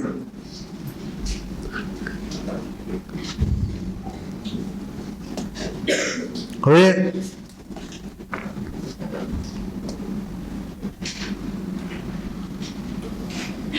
આપણે અહીંયા સુધીની વાત કરી નાખી છે આની માટે. હવે જો આપણે આઇસોલેટેડ સિસ્ટમનો કેસ લઈ લઈએ, આઇસોલેટેડ સિસ્ટમ, તો આઇસોલેટેડ સિસ્ટમમાં ડીક્યુ કેવો હોય? 0. બરાબર? આઇસોલેટેડ સિસ્ટમ એટલે કોઈ વાત તો દીકરી થોડી વાર પહેલા, 2 સિલિન્ડર હતા, ચારે કોઈ ઇન્સ્યુલેશન હતું, પછી વાલ ખોલી નાખ્યો, પછી ગેસ એની મળે તે બીજા સિલિન્ડરમાં વયો ગયો. એમાં પ્રોસેસ હતી આઇસોલેટેડ. આપણે સરાઉન્ડિંગની વચમાં લાવ્યા જ નહીં. બરાબર? તો ડીક્યુ સરાઉન્ડિંગ માટે 0 થઈ ગયો, તો સરાઉન્ડિંગ એન્ટ્રોપીનો ચેન્જ 0, વધી ખાલી સિસ્ટમ. તો ક્લોસિયસ ઇનઇક્વાલિટી પ્રમાણે શું થાય? આપણને આવું રિઝલ્ટ મળે. સિસ્ટમની એન્ટ્રોપીનો ચેન્જ કેવો આવ્યો? More than or equal to less than, sorry, more than equal to 0. એમાં ઇક્વલ સાઇન જવા દેવાની, ખાલી મોર ધેન સાઇન રાખવાની સમજવા માટે. તો સ્ટેટમેન્ટ આપણને અમુક ઇમ્પોર્ટન્ટ મળશે અહીંયા, વેરી ઇમ્પોર્ટન્ટ સ્ટેટમેન્ટ, કે in an isolated system the entropy cannot decrease if a spontaneous change occurs. તમને AR ટાઈપના ક્વેશ્ચનમાં પૂછાય, અસર્શન ને રીઝન ટાઈપના ક્વેશ્ચનમાં, કે કોઈ આઇસોલેટેડ સિસ્ટમ છે અને એમાં જો સ્પોન્ટેનિયસ ચેન્જ થતો હોય તો એમાં એન્ટ્રોપી વધે, ઘટે કે ઇક્વલ રહે, ઇન્વિઝ રહે. તો એન્ટ્રોપી હંમેશા કેવી થશે? વધશે. તે ઘટશે તો સવાલ જ ન થતો ઘટવાનો. Can never decrease. ક્લિયર? એટલે એની આ ખાસ સ્ટેટમેન્ટ યાદ રાખજો. આ લખી લ્યો, એટલું આ ઇમ્પોર્ટન્ટ છે બહુ. પેલા હું તમને સમજાવી દઉં આ વસ્તુ કેવી પાછી છે, નીચેની એ વસ્તુ. હવે ઉપર આપણે વાત કરી નાખી, હાલો, કે ભાઈ આઇસોલેટેડ સિસ્ટમમાં શું છે કે બધી પ્રોસેસ કેવી હોય? સ્પોન્ટેનિયસ હોય. હવે ટોટલ એન્ટ્રોપીનો ચેન્જ લઈ, ટોટલ એન્ટ્રોપીનો ચેન્જ, તો ડીએસ ટોટલ બરાબર ડીએસ સિસ્ટમ. અહીંયા સિસ્ટમ સમજજો, આ સરાઉન્ડિંગ તો છે જ તે. આપણે હમણાં થોડીક વાર પહેલા સિસ્ટમ માટે શું નક્કી કર્યું હતું? D S system greater than or equal to DQI RR divide by T. આવું વર્કઆઉટ કર્યું હતું આપણે થોડીક વાર પહેલા. એટલે અહીંયા જો ટર્મ લખેલી જ છે ઉપર. આ સાઈડની term minus DQ by D. Minus એટલા માટે કે જો સિસ્ટમ હીટ ગેઇન કરે તો સરાઉન્ડિંગ હીટ લૂઝ કરે, તો અહીંયા માઇનસ DQ આવશે. બરાબર? શું આવશે? Minus DQ. ને અહીંયા જે છે term more than DQ by T છે, તો ઓવરઓલ સમ કેવો થઈ જાય? More than 0 overall sum. એટલે આપણી આગળ 3 રૂલ થઈ ગયા જે અહીંયા લખેલા છે. આ સ્મોલર ચેન્જીસ માટે છે. લાર્જર ચેન્જીસ હોય તો ડેલ્ટા એસ ટોટલ એમ સમજવાનું છે. આ સ્મોલર ચેન્જના રૂલ છે. એટલે આપણે આને કહેશું ક્રાઇટેરિયન ઓફ સ્પોન્ટેનિયસ રિએક્શન. આ ત્રણેય જે છે લખેલા છે, કે 0 હોય તો ઇક્વિલિબ્રિયમ, મોર ધેન 0 હોય તો સ્પોન્ટેનિયસ, લેસ દેન આવે તો નોન સ્પોન્ટેનિયસ. છાપી નાખો એટલું.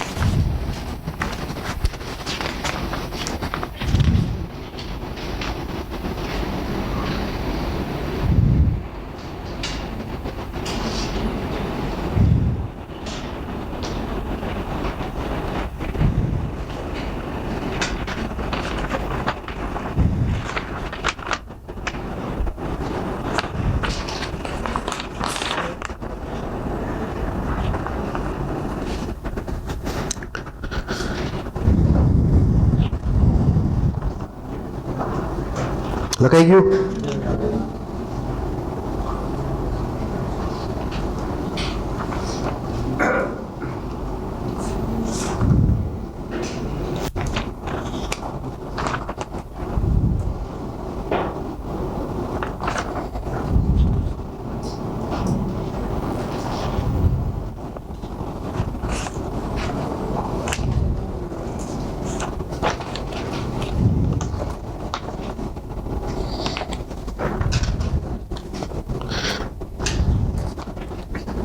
હવે તમને મેં ઓલી એન્ટ્રોપીની એક ઝેરોક્સ આપી હતી 30 ન્યુમેરિકલની આન્સર સહિત. એમાં ન્યુમેરિકલ 1, ન્યુમેરિકલ 7 અને ન્યુમેરિકલ 17 આ 3 ન્યુમેરિકલ જે એમાં તમને આપેલા છે સોલ્યુશન સહિત.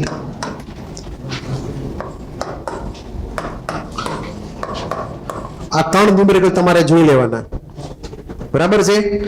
એ આપણે જે આ વાત કરી એની ઉપર બેઝ છે. નો સમજાય મને ડાઉટમાં આવીને પૂછી લો, તમને સોલ્યુશન સહિત આપેલું છે. એમાંથી આપણે ફર્સ્ટ ન્યુમેરિકલની વાત કરી લઈએ કે થોડુંક અલગ છે એટલે. બરાબર? તો તમારે કહેતો ઝેરોક્સ હોય તો એમાં ઝેરોક્સમાં જાઓ, અહીંયા ન્યુમેરિકલ લખું જ છું ઉપર. ચલો, બરાબર છે? બાકી એન્ટ્રોપીની ઝેરોક્સમાં 30 ન્યુમેરિકલ તમને આપેલા છે. એમાં પહેલો ક્વેશ્ચન. બરાબર?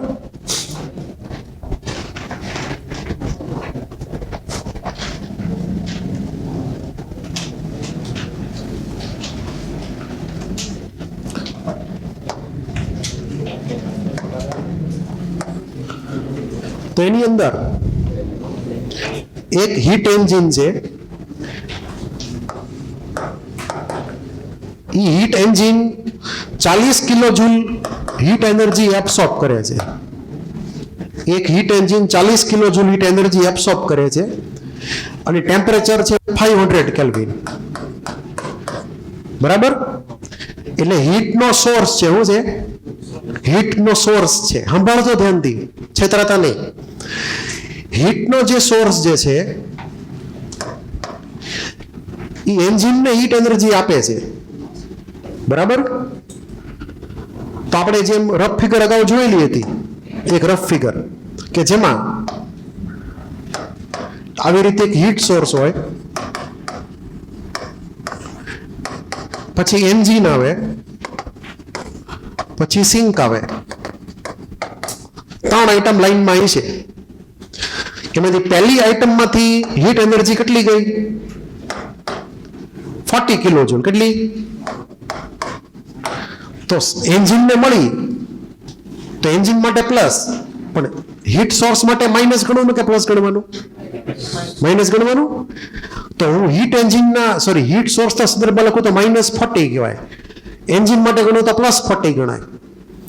પછી એમાંથી અને પાછું ટેમ્પરેચર તમને આપ્યું હતું. ટેમ્પરેચર કોનું હતું? આનું હતું 500 કેલ્વિન. કોનું હતું ટેમ્પરેચર? હીટ સોર્સનું ટેમ્પરેચર હતું. એન્જિનનું ટેમ્પરેચર કે 500 કેલ્વિન હોય નહીં, એનાથી ઓછું જોઈએ તો જ હીટનો ફ્લો ક્યાંથી ક્યાં થાય? હાઈમાંથી લો ટેમ્પરેચરમાં.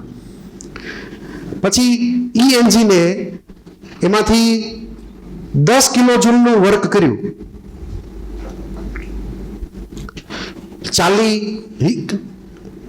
40 kilo joule heat energy absorb કરી 10 કિલો જૂલને વર્કમાં કન્વર્ટ કર્યું.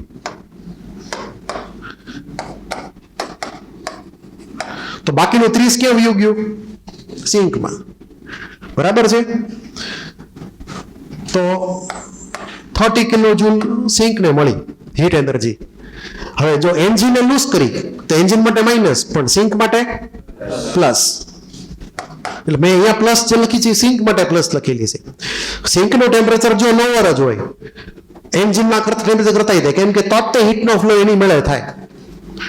હાઈ ટેમ્પરેચર ટુ લો ટેમ્પરેચર. તમને એમાં ન્યુમેરિકલ લખીને આપ્યું તો 300 કેલ્વિન. બરાબર છે.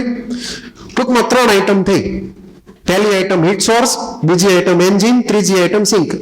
3 જણા કનેક્ટેડ છે. આ ટોટલ એન્ટ્રોપીનો ચેન્જ ગણવો તો 3 ની એન્ટ્રોપી લેવી પડે. હવે એ તમને ક્લિક થવું જોઈએ કે એન્જિન જે છે, engine that is the system. શું છે? એન્જિન સિસ્ટમ છે. અને એન્જિનમાં પ્રોસેસ કઈ સાયકલિક થાય છે કે શું થાય છે? સાયકલિક પ્રોસેસ છે. અને સાયકલિક પ્રોસેસ હોય તો એન્ટ્રોપીનો ચેન્જ એન્જિનનો કેટલો? 0. કેમ કે એન્જિન કરે છે એવું, હીટ એનર્જી લે છે, એમાંથી અમુક વર્કમાં કન્વર્ટ કરી નાખીને બાકી બધું ફેંકી દે બહાર. પોતે કાંઈ રાખતું નથી ખિસ્સામાં. નો કન્ડિશન. ક્લિયર? કેમ કે વળી પછી બીજી વાર વર્ક કરવાનું હતું ફરી વાર. સાયકલિક પ્રોસેસમાં જ્યાં હતી પાછા નિર્ણય પોઈન્ટ ઉપર જવાનું છે તો એન્ટ્રોપીનો ચેન્જ 0 આવે, કેમ કે સ્ટેટ ફંક્શન છે. તો એન્ટ્રોપીનો ચેન્જ એન્જિનનો 0 થઈ ગયો. વધ્યું કોણ બાકીના બે? સોર્સ અને સિંક. તો સોર્સની એન્ટ્રોપીનો ચેન્જ લખવો હોય શું લખવાનું? સોર્સની એન્ટ્રોપીનો ચેન્જ. તો એન્ટ્રોપી ચેન્જ સોર્સ, એનું પોતાનું ટેમ્પરેચર, એને જે હીટ લૂઝ કરી, તો કેટલી હીટ લૂઝ કરી? -40. તો હું લખશું -40. નીચે ટેમ્પરેચર કેટલું? 500. હવે જૂલમાં લખવાનું તો કિલો જૂલ, પેલા ચેક કરી લેવાનું કેમાં લખવું છે. બરાબર? તમે કિલો જૂલ એમને રાખી મૂકો તોય વાંધો નહીં, અથવા જૂલમાં કન્વર્ટ કરી લખો તોય વાંધો નહીં. અત્યારે હું એમને રાખું છું કિલો જૂલમાં જ. તે આ સોર્સની એન્ટ્રોપીનો ચેન્જ થઈ ગયો -40 ડિવાઇડ બાય 500. બરાબર? પછી entropy change on the sink, તો એનું પોતાની ટેમ્પરેચર કેટલું હતું? 300 કેલ્વિન. એને કેટલી હીટ ગેઇન કરી? 30. તો અહીંયા આવશે +30. હવે તમે નક્કી કરી લેજો કે આ બેને એડ કરો તો વેલ્યુ કેટલી આવશે. આની વેલ્યુ તો કેવી હશે? 0. એટલે તમને જો ન્યુમેરિકલ ગણીને આપેલો છે. અને એ પ્રોસેસમાં ટોટલ એન્ટ્રોપીનો ચેન્જ પોઝિટિવ આવશે. કેવો આવશે? પોઝિટિવ. કેમ કે જો અહીંયા નાનો નંબર છે 300, અહીંયા મોટો નંબર છે. ઓવરઓલ આ નાનો નંબર છે એટલે ઓવરઓલ રેશિયો પોઝિટિવ વધારે થાય, આ નેગેટિવ થાય. ઓવરઓલ પોઝિટિવ રહેશે ઠેઠ. તો અહીંયા ક્વેશ્ચન 1 તમારે ધ્યાન રાખવાનો કે એન્જિન માટે એન્ટ્રોપીનો ચેન્જ 0 થઈ ગયો, કેમ કે પ્રોસેસ સાયકલિક હતી તો સ્ટેટ ફંક્શન હોવાથી 0 થાય છે. બાકીનું ન્યુમેરિકલ 7 ને 17 તમે જાતે આમાંથી વર્કઆઉટ કરશો. સોલ્યુશન લખીને તમને આપી દીધું છે.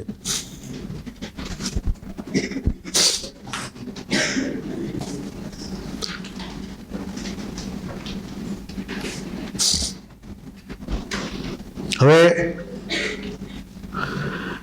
એન્ટ્રોપી ચેન્જની વાર્તા પૂરી થઈ ગઈ. સાંભળજો હવે. એન્ટ્રોપી ચેન્જની વાર્તા પૂરી થઈ ગઈ. મેં તમને આ 2 ફેક્ટરની વાત કરી હતી અને એ વખતે એવું કીધું હતું કે સેકન્ડ લો જે છે એ ખાલી એન્ટ્રોપી જ નક્કી કરે છે સિસ્ટમ ને સરાઉન્ડિંગની. એની ઉપરથી નક્કી કરીને કે ભાઈ થશે કે નહીં થાય, ફોરવર્ડ પ્રોસેસ સ્પોન્ટેનિયસ છે કે નહીં.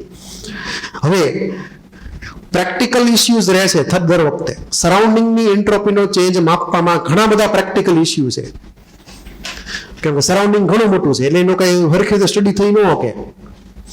એટલે સેકન્ડ લો ઓફ થર્મોડાયનેમિક્સમાં એન્ટ્રોપી ચેન્જ ઓફ સરાઉન્ડિંગનું મેઝરમેન્ટ થોડુંક અઘરું પડે, પ્રેક્ટિકલી અઘરું પડે. ક્લિયર? કેમ કે બહુ મોટી આખી સરાઉન્ડિંગ છે એટલે. તો ઈ પ્રશ્નનો ઉકેલ લાવવા માટે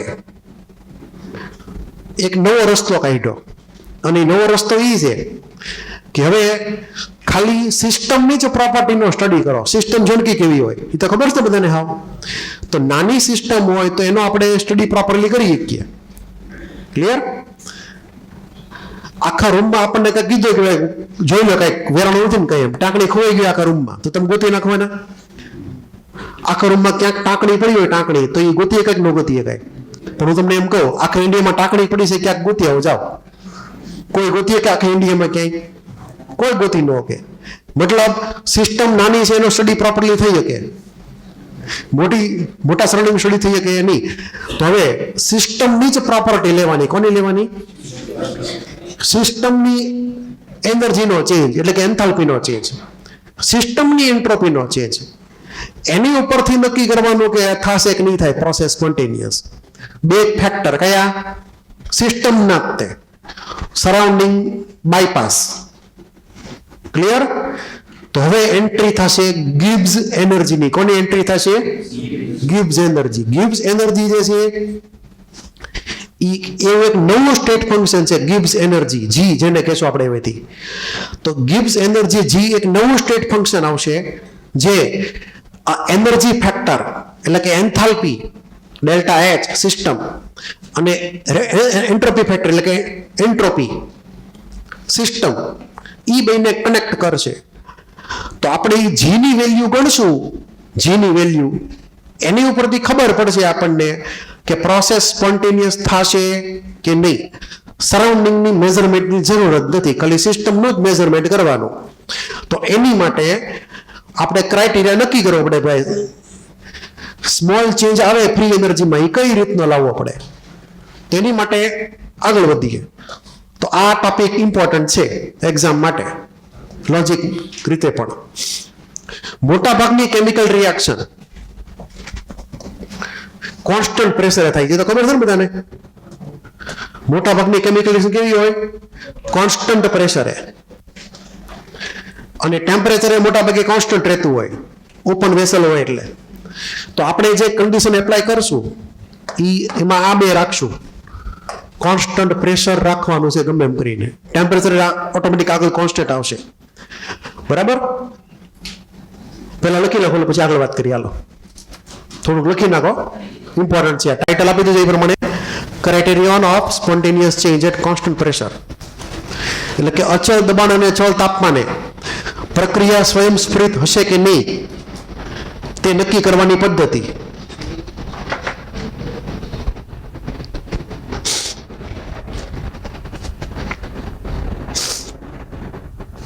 અહીંયા ક્યાંક ક્યાંક મિસ્ટેક રહી ગયેલી છે, હું સુધાર રાખું છું, કેમ કે અમુક જગ્યાએ મિસ્ટેક રહી ગઈ હતી. અહીંયા તમે યુની બદલે એચ લખજો, અહીંયા પણ યુની બદલે તમે એચ લખજો, અહીંયા વીની બદલે તમે પી લખજો.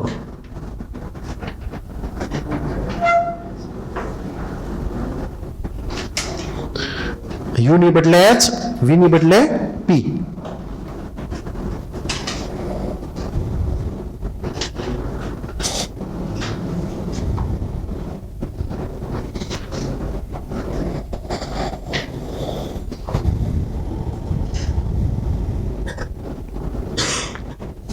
કરેક્શન ભૂલાવવું ન જોઈએ.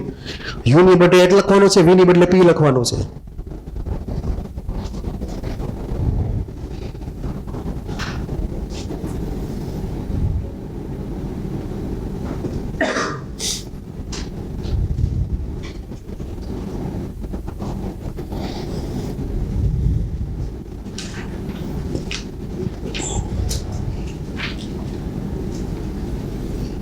આ તો જોડી હતી ને ઇનક્વાલિટી, એ હતી ક્લોસિયસ વાળી, યાદ હોય તો. ds - dq by T greater than equal to 0, આ ક્લોસિયસ વેલ્યુ હતી ઇનઇક્વાલિટીની. અહીંયા સિસ્ટમને અહીંયા આઈ ડબલ આર ક્યુની બદલે એચ મૂકી દીધું છે અહીંયા આવે, એટલે અહીંયા યુની બદલે એચ લખવાનો છે તમારે.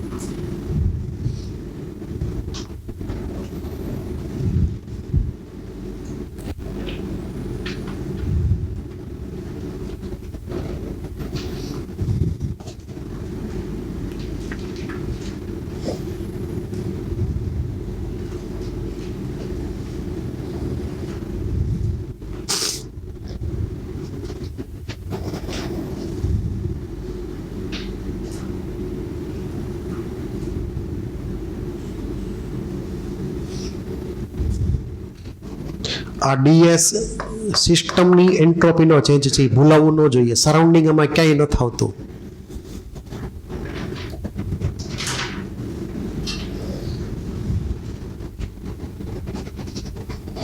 હવે આની અંદર ધ્યાન આપજો. હવે પહેલી લાઈનમાં જે લખ્યું છે પણ આપણે એઝ્યુમ કરીએ કે ભાઈ પ્રોસેસ છે એ કોન્સ્ટન્ટ પ્રેશરે થાય છે, અને એ પ્રોસેસ જે થાય છે કોન્સ્ટન્ટ પ્રેશરે, એમાં કોઈ પણ નોન એક્સપેન્શન ટાઈપનો વર્ક નથી થતો. હવે અહીંયા તમારે યાદ એ રાખવાનું છે કે વર્ક જે છે ને એ બે પ્રકારના હોય. મિકેનિકલ વર્ક, શું કહેવાય?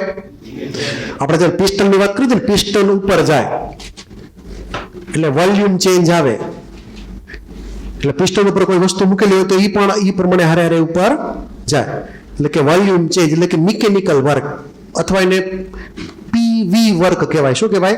પ્રેશર વોલ્યુમ એટલે કે પીવી વર્ક. પછી માની લો કે બીજું છે નોન એક્સપેન્શન વર્ક, એટલે કે ઇલેક્ટ્રિકલ વર્ક. શું કહેવાય? ઇલેક્ટ્રિકલ વર્ક જે છે એ એક્સપેન્શન વર્ક છે કે નોન એક્સપેન્શન વર્ક છે? Non expansion work. ક્લિયર? આપણે આને એનર્જી આપી, મતલબ કે કોઈ લાઇટને, તો એમાં કઈ મિકેનિકલ એનર્જી કઈ ઇન્વોલ્વ થઈ કોઈ જગ્યાએ વચમાં? બરાબર છે? ક્લિયર? એટલે કે નોન એક્સપેન્શન વર્ક થઈ ગયું. આપણા બોડીમાં ગ્લુકોઝનું કમ્બશન થાય અને એમાંથી આપણને એનર્જી મળે, તો આપણા બોડીમાં જે કમ્બશન થઈને જે હીટમાંથી વર્કમાં કન્વર્ઝન થયું, આપણે જે વર્ક કરીએ એ પ્રમાણે, એ એક્સપેન્શન વર્ક ગણાય કે નોન એક્સપેન્શન વર્ક ગણાય? બોલો. મેં આપણે અહીંયા નીચેથી ઉપર ઉપાડી, મેં કયું વર્ક કર્યું કહેવાય? નોન એક્સપેન્શન વર્ક કે એક્સપેન્શન વર્ક? Non expansion. મેં ગ્લુકોઝ વાપરે થોડો કેવો, અમુક મિલીગ્રામ આ પેન ઉપાડવામાં, મફત જ પેન ઉપાડી ગઈ. તો જેટલું વર્ક આપણું બોડી કરશે એ બધામાં નોન એક્સપેન્શન વર્ક ઇન્વોલ્વ છે. ગ્લુકોઝના કમ્બશનથી એનર્જી મળે, ઇલેક્ટ્રિકલ એનર્જી પણ નોન એક્સપેન્શન વર્ક છે. એટલે વર્કના બે ટાઈપ થઈ ગયા, એક્સપેન્શન અને નોન એક્સપેન્શન. તો આપણે અહીંયા એઝ્યુમ એવું કરશું પહેલા કે ભાઈ એક પ્રકારનું નોન એક્સપેન્શન વર્ક થતું નથી. બરાબર છે? તેવા સંજોગોમાં આ રિલેશન આપણે એપ્લિકેબલ કરી શકીએ કે જે heat energy exchange at constant pressure DQP delta H અથવા ડીએચ. બરાબર છે? એટલે અહીંયા યુની બદલે આપણે એચ મૂકી દીધો. શું મૂકી દીધું? એચ મૂકી દીધો, અને એપ્લાય કરી ગયા ઇનઇક્વાલિટી ક્લોસિયસ વાળી. હવે અહીંયા તમને એચ જ આવશે, મેં તમને કીધું એ પ્રમાણે. હવે તમે જો આપણને આવો રિલેશન મળ્યો છેલ્લે. હવે ટી કેવું છે? હંમેશા પોઝિટિવ છે. શું છે? ટી હંમેશા પોઝિટિવ છે અને ડીએસ નું કઈ નક્કી નહીં. તો આ સાઇન જે છે કોની ઉપર ડિપેન્ડ કરે? ડીએસ ઉપર કે ટી ઉપર? ડીએસ ઉપર. તો ડીએસ એટલે સિસ્ટમની એન્ટ્રોપીનો ચેન્જ, પણ કન્ડિશન કઈ? At constant enthalpy and constant pressure. આ બે કન્ડિશન હોય તો સિસ્ટમની એન્ટ્રોપીનો change more than or equal to 0 હશે. ઇક્વલ ટુ હોય તો રિવર્સિબલ, મોર દેન 0 હોય તો સ્પોન્ટેનિયસ, લેસ દેન 0 હોય તો નોન સ્પોન્ટેનિયસ. સિમ્પલ. એટલે ક્લિયર થઈ ગયું? તો આ તમારે સ્ટેટમેન્ટ યાદ રાખવાનું છે લખેલું છે નીચે કે in a system at constant pressure અને કોન્સ્ટન્ટ એન્થાલ્પી સિસ્ટમની એન્ટ્રોપીનો ચેન્જ, એટલે કે કોઈ આઇસોલેટેડ સિસ્ટમ હોય તો એન્ટ્રોપી વધે જ તે. કઈ પ્રોસેસમાં? તો કે સ્પોન્ટેનિયસ પ્રોસેસમાં. આ એનું સ્ટેટમેન્ટ થઈ ગયું. તમને જેડબ્લ્યુમાં આ કન્ડિશન પૂછે કે આ કન્ડિશન છે કે નહીં, પ્રોસેસ સ્પોન્ટેનિયસ થાય એની. આગળ જે આપણે વાત કરી હતી ડેલ્ટા એસ ટોટલની વાત હતી, એમાં ખાલી એન્ટ્રોપીનું મેઝરમેન્ટ હતું. અહીંયા હવે ઓનલી સિસ્ટમની પ્રોપર્ટી મેઝર કરીએ છીએ, બીજા કોઈ નહીં. કન્ડિશન એપ્લાય કરી કોન્સ્ટન્ટ પ્રેશર વાળી. ક્લિયર? માની લો કે કન્ડિશન મૂકી દઈએ કોન્સ્ટન્ટ વોલ્યુમની, તો ક્યાં ક્યાં ચેન્જ આવે? વાંચો. સિમિલર જ છે, ગયા વખતની જેમ જ છે, ખાલી એક બે જગ્યાએ ડિફરન્સ આવશે. એ પણ તમને અંડરલાઈન કરી દઉં ક્યાં ક્યાં ડિફરન્સ આવ્યો. અહીંયા જો યુ આવી ગયો, અહીંયા ક્યુવી ને ડીયુ. પહેલા અહીંયા ડીએસ હતો, એને ડીયુ આવી ગયો. આ ઇમ્પોર્ટન્ટ છે આપણી માટે. બધું એના જેવું જ છે, વર્ડ એના જેવા જ છે, સિવાય કે અહીંયા કોન્સ્ટન્ટ વોલ્યુમ અને constant internal energy. This is the criteria. કોની માટે? જો પ્રોસેસ થતી હોય કોન્સ્ટન્ટ વોલ્યુમ એટ, તો મતલબ તમારે બે રિલેશન છે યાદ રાખવાના છે. એક આ રિલેશન ડીએસ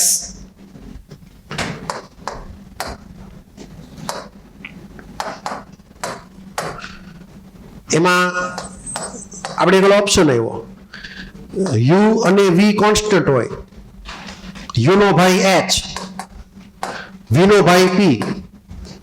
બરાબર? કાં તો આ બે કોન્સ્ટન્ટ રાખો, કાં તો આ બે કોન્સ્ટન્ટ રાખો. વેલ્યુ કેટલી થવી જોઈએ? More than 0. સિસ્ટમની એન્ટ્રોપી ચેન્જની. બરાબર? અને જો મોર ધેન 0 હોય તો શું ગણવાનું છે? રિવર્સિબલ. શું ગણવાનું છે? Sorry, spontaneous. ઇક્વલ ટુ 0 હોય તો રિવર્સિબલ. એટલું ક્લિયર? તમને આવા બધા જ ક્રાઇટેરિયા એક સાથે ભેગા કરીને ઝેરોક્સમાં મળવાના છે, ચિંતા કરતા નહીં, લખવાના. મતલબ આ બધું તો આગળના જેવું જ છે. બરાબર છે? પણ આપણે એટલું બધું કામનું છે નહીં, તમારે યાદ કરી રાખવાનું. આવી રીતે એચ ની બદલે યુ આવ્યો અને પી ની બદલે કોણ આવ્યો?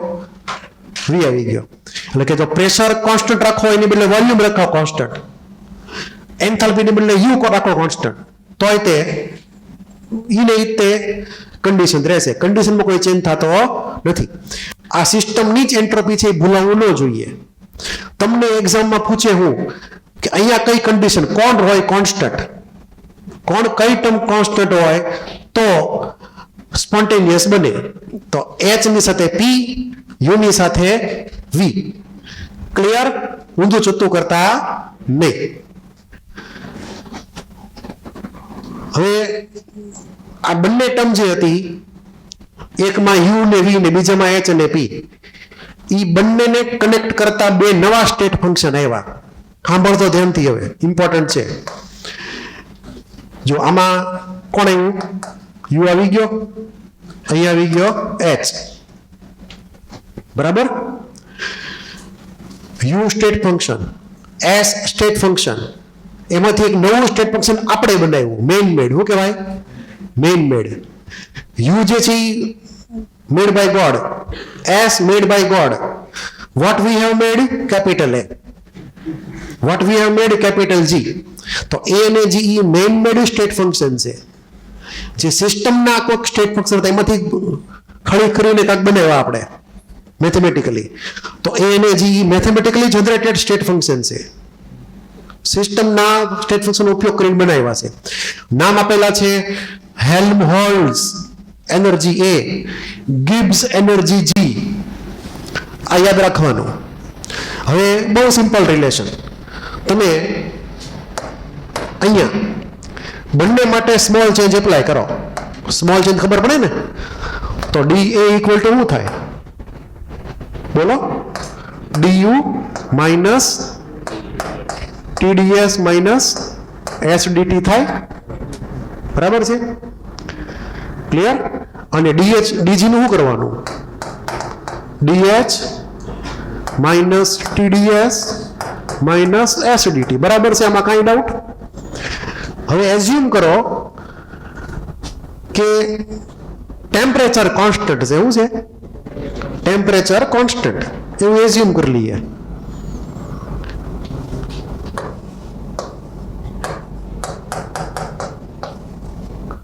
ટેમ્પરેચર કોન્સ્ટન્ટ હોય તો છેલ્લી બે ટર્મ વહી જાય. બે કેસમાં છેલ્લી ટર્મ તો વધે ખાલી શું? આટલો કટકો વધે અને અહીંયા આટલો કટકો વધે.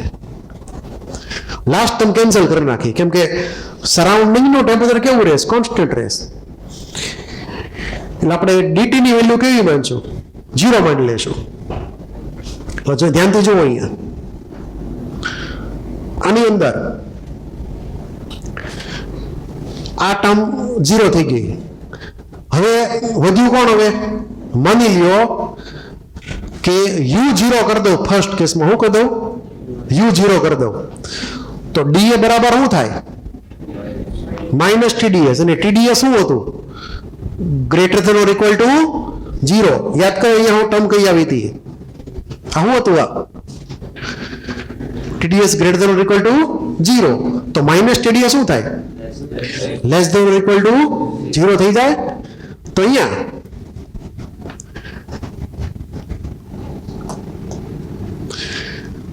U0 માની લઈએ, એટલે કે U કોન્સ્ટન્ટ માની લઈએ તો DU 0 થાય ને. તો શું લખેલું છે અહીંયા? DA at constant temperature. Clear? અને કોન્સ્ટન્ટ વોલ્યુમ. વોલ્યુમ કોન્સ્ટન્ટ તો ઓટોમેટિકલી આપણે અહીંયા U0 કરી નાખવાનો છે અહીંયા ઇનડાયરેક્ટલી. તો અહીંયા DATV less than or equal to 0. એટલે આપણને આવો રિલેશન મળ્યો એક. અને બીજામાં તમને યાદ છે ને ઓલી ડેલ્ટા યુ ની ફોર્મ્યુલા હતી? dt 0 માની લીધો આપણે, તો delta you equal to n CVM delta T. યાદ છે કે ભૂલી ગયા? Delta h equal to n CPM delta T. તો 0 થઈ ગયો ડેલ્ટા ટી. તો ડેલ્ટા અને h બે 0 થઈ ગયા ઇનડાયરેક્ટલી. બરાબર છે? તો આ કન્ડિશન આપણને નવી મળી આમાં, કેમ કે pressure constant, temperature constant. Pressure તો પહેલા જ હતું, કોન્સ્ટન્ટ રાખેલું હતું ડિફોલ્ટ. તો we will get this two condition. એમાંથી આપણે માટે આ કન્ડિશન બહુ કામની છે. એની માટે મેં તમને 3 ઓપ્શન આપેલા છે કે ડેલ્ટા જી હું બનાવવાનું હોય, ડીજી અથવા ડેલ્ટા જી ઇક્વલ ટુ 0 હોય તો reaction rate equilibrium, less than 0 હોય તો સ્પોન્ટેનિયસ. હવે જો ઊંધું થયું, એમાં એન્ટ્રોપી કરતા ઊંધું થયું છે. જો અહીંયા લેસ ધેન 0 બોલે છે, કેમ કે આગળ નેગેટિવ સાઇન આવી ગઈ. આ કઈ સાઇન હતી? નેગેટિવ હતી, એટલે ઊંધું થઈ ગયું આખું. તો ડેલ્ટા જી લેસ ધેન 0 હોય તો spontaneous, delta G more than 0 હોય તો નોન સ્પોન્ટેનિયસ, ઇક્વલ ટુ 0 હોય તો ઇક્વિલિબ્રિયમ. છાપી નાખવા.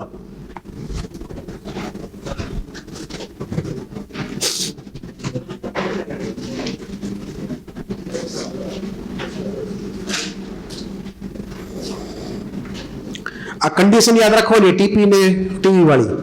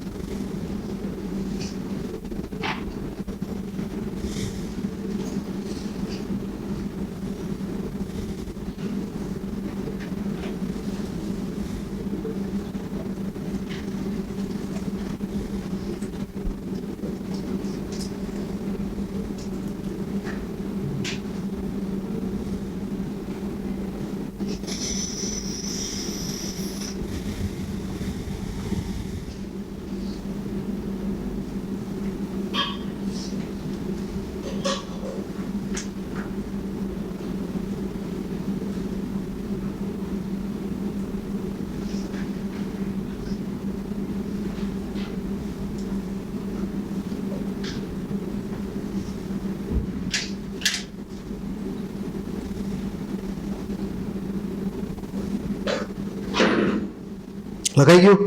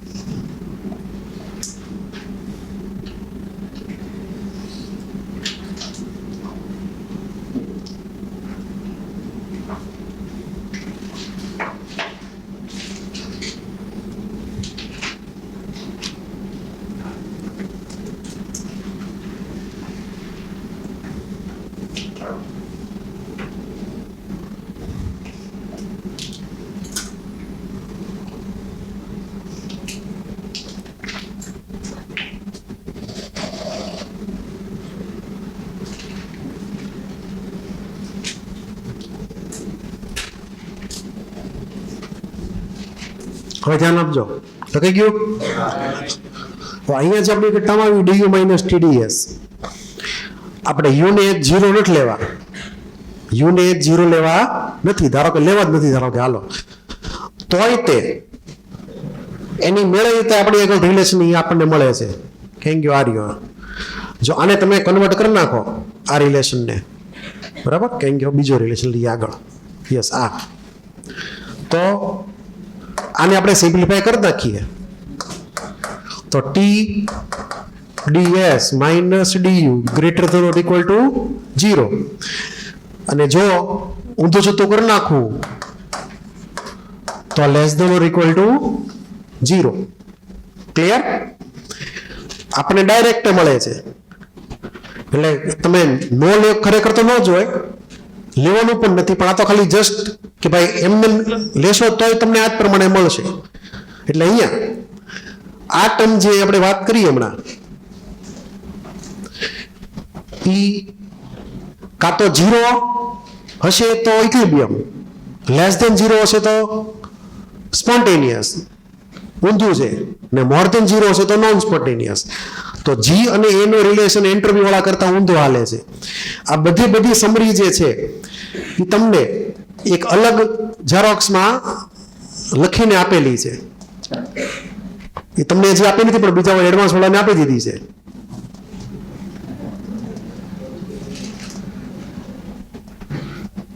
એટલે તમને આ ઝેરોક્સ જ્યારે મળશે ત્યારે તમે વેરીફાઈ કરી લેજો.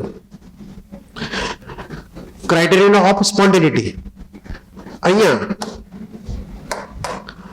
આ એન્ટ્રોપીનો ચેન્જ, આ પણ એન્ટ્રોપીનો ચેન્જ, ધ્યાનથી જુઓ. આ એક જ પ્રોપર્ટી જે છે એમાં સરાઉન્ડિંગ ઇન્વોલ્વ થશે. શું થશે? સરાઉન્ડિંગ.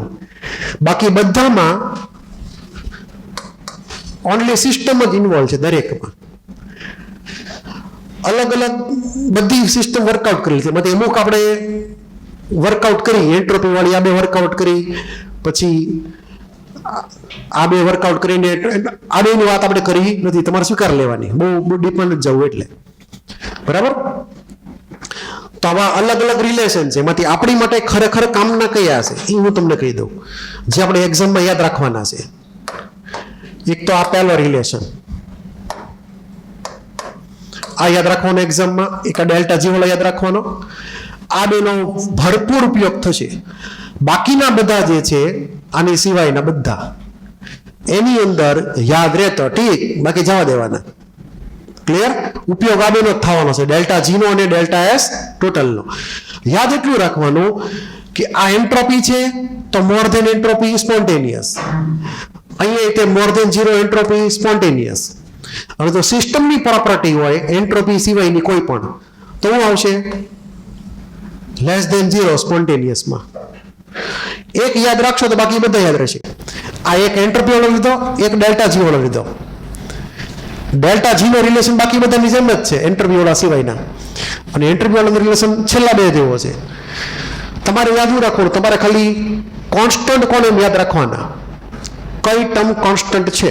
માની લો કે અહીંયા છેલ્લા કેસમાં જુઓ, એન્ટ્રોપી ચેન્જ સિસ્ટમનો એચ અને પી કોન્સ્ટન્ટ, અહીંયા યુ અને વી કોન્સ્ટન્ટ. આ કોન્સ્ટન્ટ તમારે યાદ રાખવાના છે શક્ય હોય તો. બીજી ખાસ વાત, આપણે આની તો વાત કરી દીધી, પણ એની સાથે બીજી એક નવી ટર્મ નીચે લખેલી છે જે થોડીક ટ્રિકી છે. આ ટર્મ આખી ટ્રિકી છે કે equilibrium is stable, sorry unstable, equilibrium is neutral અને ઇક્વિલિબ્રિયમ ઇઝ સ્ટેબલ. ત્રણ અલગ અલગ ટર્મ થઈ. મતલબ કે માની લો કે આવી રીતે એક કેસ છે, બરાબર. અહીંયા માની લો કે આપણે એક સ્ફિયર મૂકી દીધો,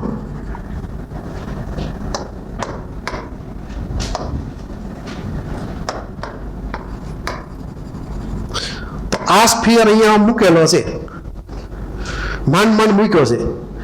સહેજ જેવી હવા આવશે ક્યાં જાય? સીધો નીચે, બરાબર. સહેજ જશે નીચે અત્યારે, પછી આમથી એમ ફરશે, છેલ્લે અટકશે ક્યાં જઈને? અહીંયા જઈને અટકશે. ક્લિયર? તો આ જે છે એ ન્યુટ્રલ છે. કયો છે? Neutral point. અહીંયા આવીને ઉભો રહી જાય હાવ છેલ્લે. કયો કેસ થયો? Equilibrium is neutral, reversible at equilibrium. શું થઈ ગયું?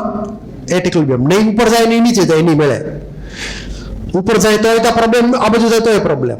એ મેઇન જ પડ્યો રહે, એટલે કે ન્યુટ્રલ સ્ટેટમાં છે. કેમાં છે? ન્યુટ્રલ સ્ટેટમાં છે. પછી અહીંયા અમુક કેવો બધો અનસ્ટેબલ. કેવો છે? અનસ્ટેબલ છે. ક્લિયર? એટલે કે રિવર્સિબલ થઈ ગયો, એટલે સ્પોન્ટેનિયસ સીધો નીચે જ આવશે એમ. અને બીજી એક ટર્મ છે અનસ્ટેબલ. આ ત્રણ તમારે યાદ રાખવાની ટર્મ. એટલે કે જો તમને એવું પૂછે એક્ઝામમાં કે ભાઈ ઇક્વિલિબ્રિયમ ઇઝ અનસ્ટેબલ, અનસ્ટેબલ ક્યાં જવા પ્રયત્ન કરે? ન્યુટ્રલ તરફ. ક્યાં જવા પ્રયત્ન કરે? ન્યુટ્રલ તરફ જવા પ્રયત્ન કરે, અથવા સ્ટેબલ તરફ જવા પ્રયત્ન કરે. તો કેવું ગણવાનું? સ્પોન્ટેનિયસ, આપમેળે થશે. અનસ્ટેબલ છે એટલે એને સ્ટેબલમાં જવું છે, બરાબર છે. પછી જે ઓલરેડી સ્ટેબલ છે એ ઓછું અનસ્ટેબલમાં જાય, ન્યુટ્રલમાં જાય.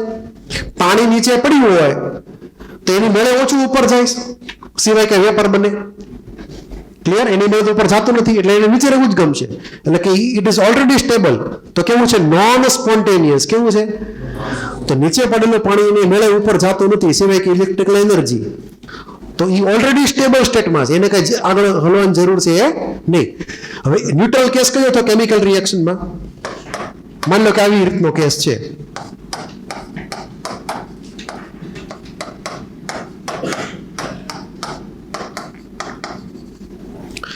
આઈસ અને લિક્વિડ વોટર બંને વચ્ચે ઇક્વિલિબ્રિયમ છે. તો જેટલો ફોરવર્ડ ડાયરેક્શનની રિએક્શન થાય એટલી તે બેકવર્ડ ડાયરેક્શનની રિએક્શન થાય. જેટલો આઈસ કન્વર્ટ થાય લિક્વિડ વોટરમાં, એટલો લિક્વિડ વોટર કન્વર્ટ થાય આઈસમાં. હવે એ બાજુ હરખું. લાગુ થઈ ગયો ન્યુટ્રલ કેસ. કયો થઈ ગયો? બે બાજુના ફોર્સ એકબીજાને બેલેન્સ કરી દીધા, એટલે બે મેનને ઉભા રહી ગયા. નહીં ફોરવર્ડ કે નહીં બેકવર્ડ થશે, બે હરખા એમાઉન્ટમાં થશે. ક્લિયર? એટલું તો આ ન્યુટ્રલનો કેસ થઈ ગયો. Reversible at equilibrium. આ સ્ટેબલ ઉપરનો અનસ્ટેબલ. આ અલગ અલગ વર્ડ છે, તમારે યાદ રાખવાના ઝેરોક્સની અંદર જે તમને મળશે એમાં. બરાબર છે? આ તમારે ખાસ યાદ રાખવાનું, ભૂલવાનું છે નહીં. હવે